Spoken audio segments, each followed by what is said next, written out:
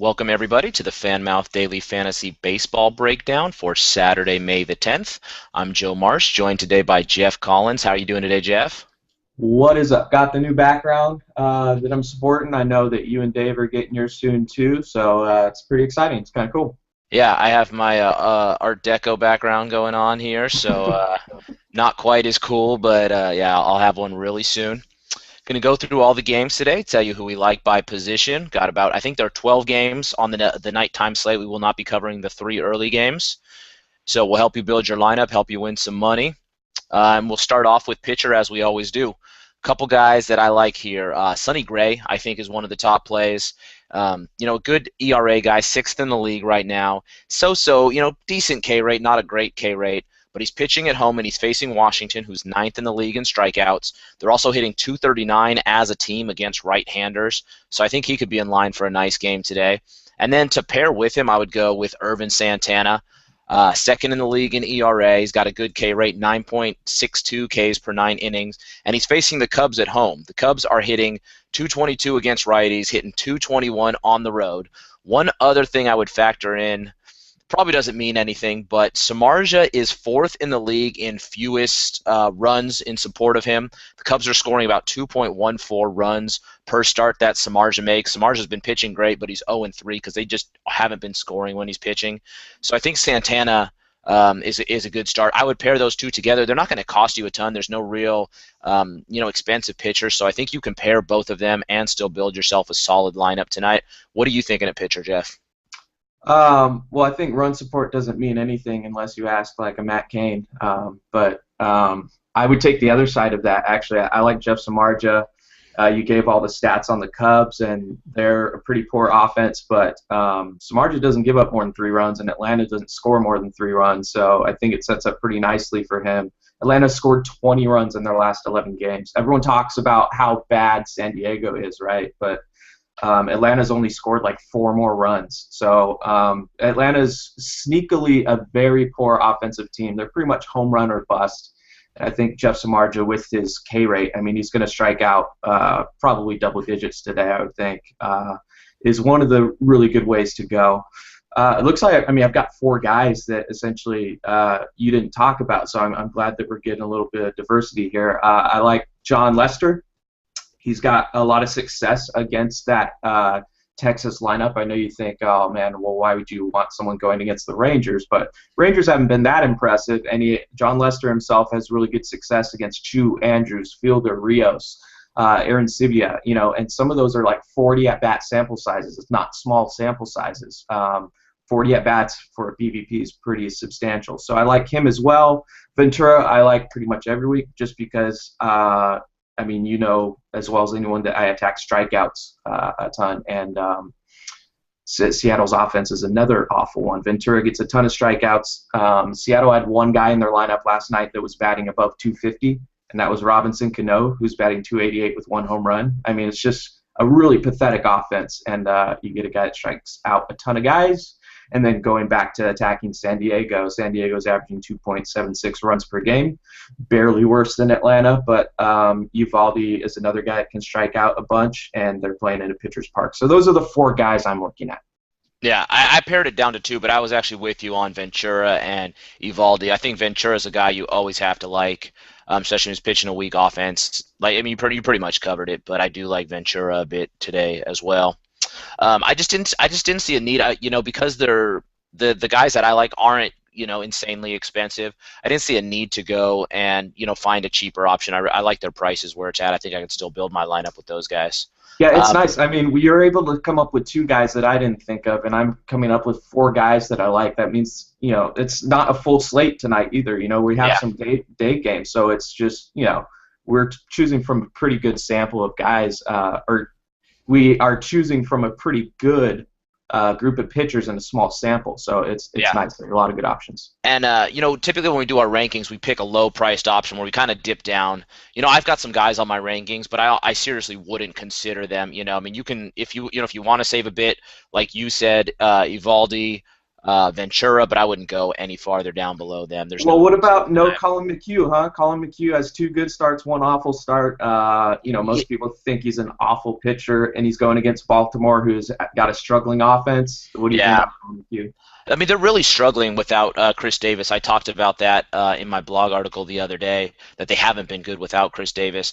It's too risky. On a night like tonight, there's no reason to risk going with him. I didn't like him in the beginning. He proved me wrong a couple times. I think what we saw in his last start is more consistent with what we'll be seeing. I So agree. I just don't. And like I said, with the prices tonight, I don't see a reason to dip down that low. Yeah, but if you look, if someone sorts by points per game and looks at At price, right? Colin McHugh, He's gonna jump out. Yeah, well, definitely. he's leading in points per game overall. Forget price. It's just Yeah. I'm wondering if someone's going to look at that and think he's a good play today. I can't see putting him in your lineup, like you said, too risky. Not a very good pitcher, and there are a lot of good options today. So. Yeah. All right, moving over to catcher. Who do you like behind the plate, Jeff? I think I like Lucroy today. Sabathia is a pitcher that I despise. I think is awful and completely overrated, and he's really bad against right-handers. So catcher position is pretty weak in general. So I think either you could punt it, which I never have a problem with punting catcher, or what you do is you figure out which pitcher you want to attack, and that's the way you get some exposure. There are some other positions that I feel very confident in guys that I want in my lineup, and others that I am kind of searching for a guy. And the positions that I'm searching for a guy, catcher being one of them today, is where I want to get exposure to bad pitchers. So Lucroy against Sabathia is the way I'm going. Yeah, I'm with you. The Brewers have a lot of right-handers. Sabathia is allowing a 322 batting average to righties, as you mentioned. Yeah, I'm going to get some Brewers right-handers in my lineup. Lucroy's a great play, hitting 304 against lefties. Part of a mini Brewers stack that I got going on today. And then I agree with you. If I'm going to punt, it's probably going to be John Jaso. He's a usual punt I use when there's a right-handed pitcher. Check to see if he's in the lineup. But I think we pretty much agree at catcher. Moving over to first base, there's an obvious choice. I'm pretty sure he's on everyone's radar today. Now, we've talked about, batter versus pitcher. How do you weigh it? I typically don't give much to batter versus pitcher unless you have a large sample size, at least 50 at-bats, which I consider is still kind of a small sample, but that's about the minimum I'll consider. Or if someone has just eye-popping home run numbers, I will consider them. In this case, it's Ryan Howard, 7 for 15 career against Dylan G. 6 of those homers, 6 of those hits were home runs. So that's a big thing that's telling me Ryan Howard's got to be one of the top plays today. I think a lot of people are on it. I think he's going to be pretty widely owned tonight. So I'm not sure that gives you a huge advantage. If not, if you want to go cheaper, I like Brandon Moss. I think there are a lot of good first base options. I think first base will probably work into my utility spot today. It'll either be a first baseman or Soriano today. Tanner Rourke's given up 4 home runs and 71 at-bats to lefties.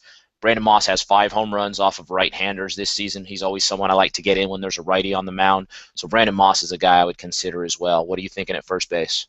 I think you should have stopped at Ryan Howard. Yeah, Ryan Howard is the obvious guy today. The BVP just is screaming. Like you said, I think you made a good point. It's a lot of times the sample size really throws off BVP. Someone will look at a guy that's 1 for 2 against a pitcher and go, oh, he's batting 500, he has a ton of success. That doesn't matter. What does matter is when you've got 6 hits and 17 at-bats, or 7 hits and 17 at-bats, whatever it is, with 6 home runs. I mean, that's ridiculous. Goldschmidt has similar numbers like that against Lincecum, and we've seen it, them get even more ridiculous as the season goes on. I think he's hit 2 more home runs this year. Going into the season, he had ridiculous BVP numbers with a small sample size. But what you can look at is the power numbers, and that's what stands out with Howard. Not a guy that's typically on my radar, but when you've got him going against a pitcher that he's absolutely dominating, Dylan G, then you've got to use him.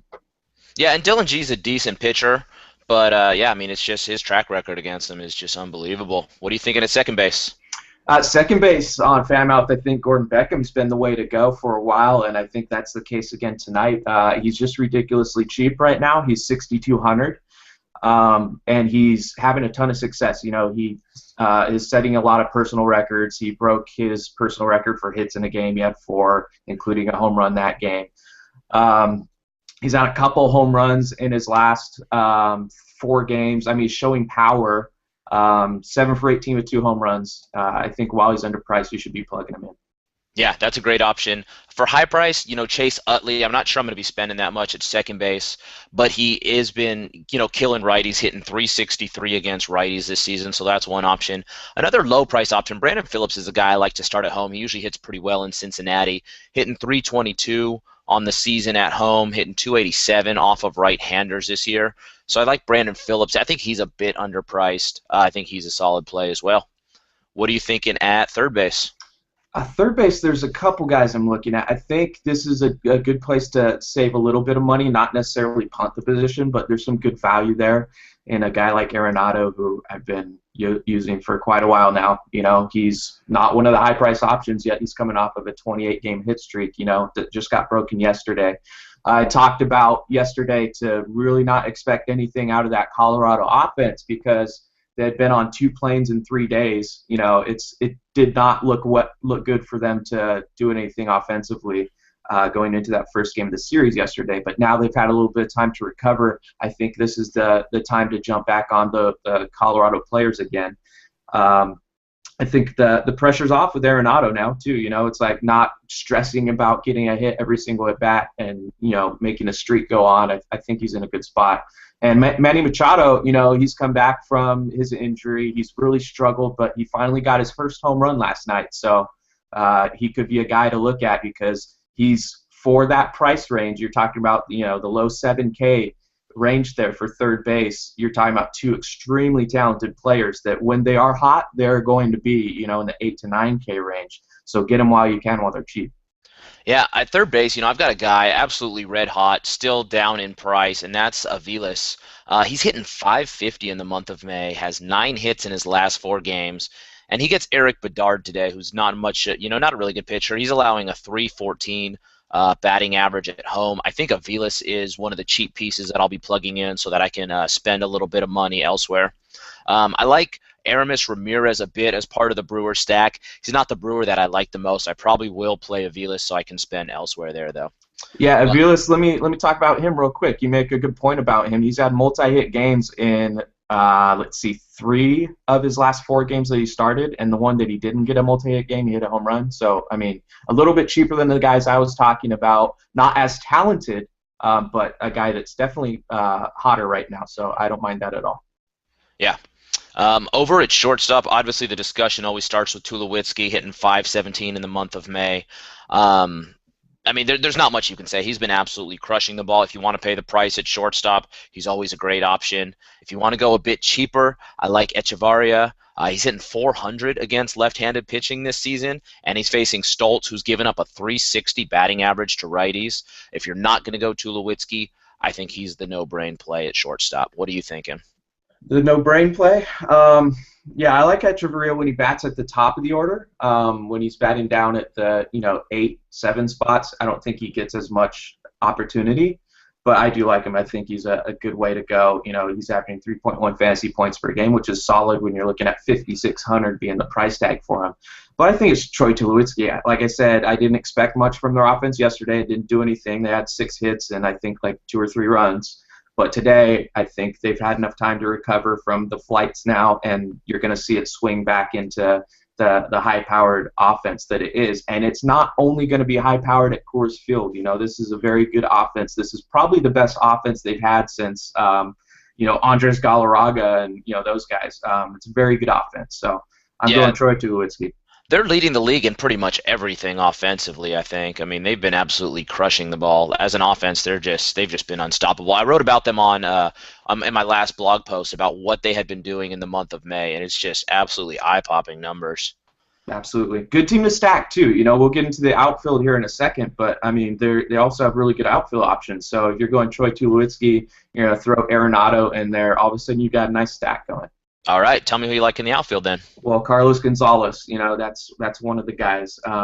He's a guy that bats in the middle of the order there, a guy that is not dependent on Coors Field for success. He's reasonably priced. He's 8,800 on Fanmouth. I think there are some other options that are good that are cheaper. Talked about Alfonso Soriano, that you can slot in at utility there, an outfielder that has really good success against Kyle Loesch and Beltran as well. They both have a lot of success in BVP. So I think a Yankee stack would be nice in the outfield. I like the Colorado stack in the outfield. I think McCutchen, when you're talking about just a pure talent play, you're looking for a guy who has a ton of talent that's a little underpriced because he's not performing extremely well. You look at Andrew McCutchen, and that's another good option. Yeah, I'm with you on. I like Beltran. I like Soriano. You mentioned BVP. He's hitting 490 with 4 home runs and 51 at bats against Loesch. Which one is that? Is that Soriano or Beltran? That's Beltran. Soriano's just behind. He's hitting 470. I apologize. I don't have those numbers in front of me. No, yeah, I pulled it up this morning. They were pretty. They're pretty close. Yeah. And like I said, I mean, 50 is sort of the minimum. I don't love, 50 at-bats, but you're not going to find a lot of guys that have a ton more than a 50 at-bat sample size anyway. So I like Beltran a lot today. I like Stanton, again, part of my, I have a Marlins righties that I like today, stacking them up a bit. I like him again, always against weak lefties. I know he's playing in San Diego, but Stoltz has allowed 6 homers and 103 at-bats against right-handers. So I think I'm going to make Stanton my home run play today. I know it's not a great idea doing that in San Diego. And you mentioned your Rockies. You said, they are playing away from Coors Field, but they're playing in Cincinnati, which is a bit of a bandbox anyway. So it's not like you lose a ton there as long as they're hitting well. Chris Davis I like as part of my Brewers righty stack, hitting 400 this year against left-handed pitching. And then Christian Yelich is a guy I always love against lefties, hitting 364 this season. If he's batting leadoff and Echeverria is batting second, then that is then you got something going on. And Stanton, there's Stanton batting third, and you talk about being in San Diego. That is something I was going to ask you about if that's a concern or not, because I hate taking pitchers at hitters at Petco.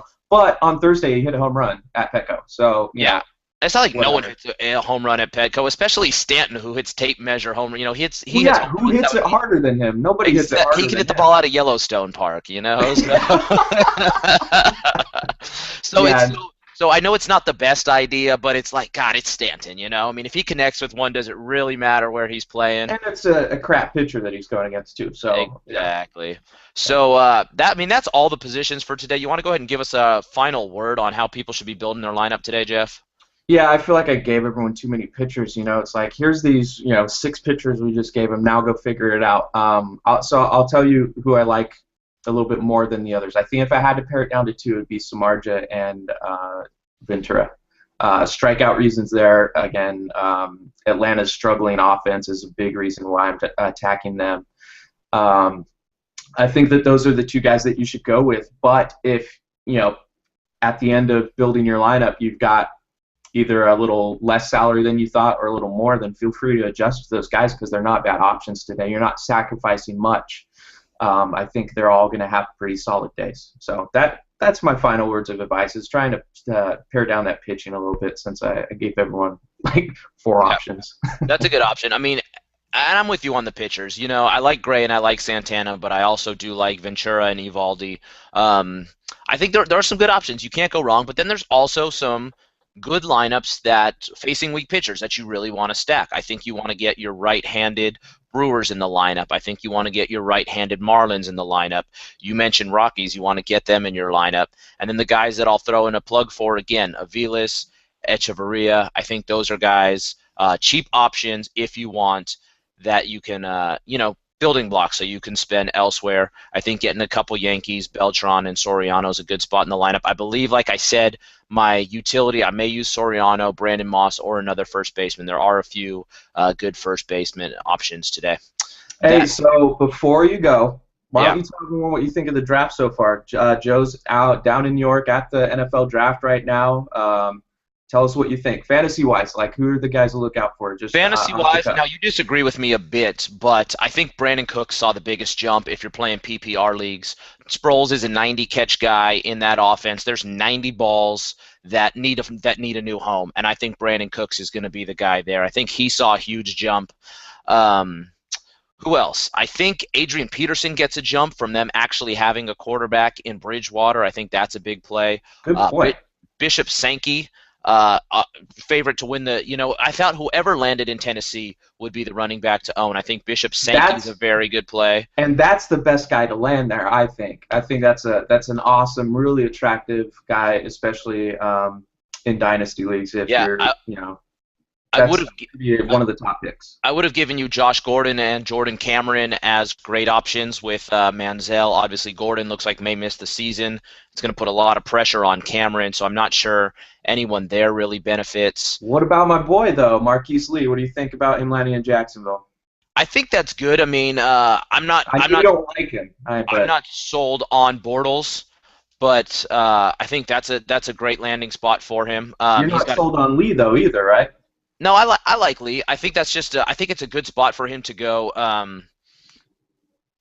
Where Blackman's now gone, he's got a shot to be the number one, but he's not going to have too much pressure because they have shorts. They also drafted who else did they draft? I don't know. Did they draft Devontae Adams? I'm not. I forget. They They drafted another the receiver Jags as the well. Jags drafted another receiver as a small guy, Anderson or something, or Okay. yeah. I think I like the fact that Watkins went to Buffalo versus going to Jacksonville or Oakland or something like that. I think that's a great spot for him as well. Um, who else? Who else? Oh, Kelvin Benjamin. I'm not a big fan of, but he could possibly be the number one. I mean, he may be the most talented receiver that they have in Carolina. So I think Kelvin Benjamin landed in a great spot. Allen Robinson is the guy they got. Yeah, okay. Receiver It for was the Allen Jags. Robinson. Okay, I Yeah. think the biggest hit is probably going to be Carlos Hyde. He had a chance. A lot of people thought he was the most complete back. He's now going to go join San Francisco Good with, luck. Yeah. Frank Gore, Kendall Hunter's already the number two, and then as far as future value, they've already got Marcus Lattimore. I'm not sure what that means for Lattimore either. He may have taken a hit as well, but that was probably one of the worst spots that Carlos Hyde could have landed. Well, Lattimore's talking about how he can't make the same cuts he used to be able to make. So I think the Niners probably heard that and were like, Yeah, that was take a backup plan. pretty alarming news right there, but Yeah. especially for me, well, I was actually wearing my Lattimore jersey. I'm sure. I think you saw me on TV a bit, right, when the Niners announced their picks. I did, yeah. And Chris told me you're going to need to get a new South Carolina jersey because we just drafted a receiver from there. So, Who do we draft? Bruce Ellington? Yes. Yeah, I think he's going to be our punt returner, so that should be good. More thoughts. Everything else I think is I think those were the biggest impacts as far as what to expect with the draft. But it was a lot of fun. Yeah. And then Odell Beckham too. I'm not sure why the Giants were thinking receiver. Maybe They got Randall, man. Yeah, I was going to say Ruben Randall probably took the biggest hit fantasy-wise. I thought he was decent. I know, ended up in the coach's doghouse. He's talented, but had problems with route running and whatnot. So that landed him in the coach's doghouse a bit. Yeah, Colts drafted a receiver too, which is interesting because they already signed Knicks, and that whole scenario is a mess too. They got Wayne coming back from injury. T.Y. Hilton played well in the playoffs. That's But a mess. teams always draft. They're always drafting new players. Bring them in and compete. Maybe find a role for them. Mhm. But they had a lot of problems with injuries. I mean, you can't count on Knicks and Wayne for being there too long anyway. So it could always be with an eye on the future. Yeah, thanks. I mean, I know I didn't have you prepped for that or anything, but I was just curious what you thought, being at the draft and everything. I think you liked. I think you thought Sankey, would be the guy to benefit the most. I think Cooks. I mean, in New Orleans offense, I think Cooks. You shouldn't expect a ton from rookie receivers, but I think Cooks is absolutely saw his value skyrocket as far as. Well, that was my argument, is the unpredictability of rookie wide receivers. I think Sankey should be, in redraft leagues, he'll probably be the number one, maybe Sammy Watkins. But in keeper, like dynasty type leagues, there's no doubt it's going to be Sammy Watkins, going to be the first pick or first rookie off the board. But yeah, Sankey should be number two, in my opinion. Yep. I would just say, I mean, Cooks, I just think they're going to get the ball in his hands, like Patterson, like they did with Patterson in Minnesota last year, where they simplify it, basically get him the ball, allow him to make plays in space. He's going to be a high reception guy. I'm assuming you're playing on a site that awards a point for a reception. I think Cooks is the guy. But, again, differing opinions from me and you. Cool. All right. That wraps it up.